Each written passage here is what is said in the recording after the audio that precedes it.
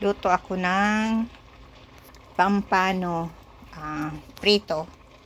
Yan. At nagluto rin ako ng aking kanin. Yan. At ito.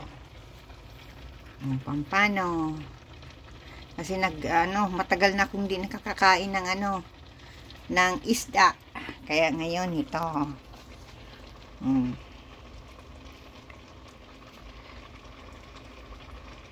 Yung ulo ng pampano, ginawa ko ng yan.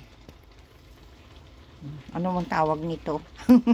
Kalimutan ko. Yan. Yan ang aking luto kanina. Tapos ito ngayon. Yan ang aking linuto ngayon. Okay. God bless everyone. Maraming salamat sa maraming salamat sa mga nanonood sa akin. God bless everyone. Thank you.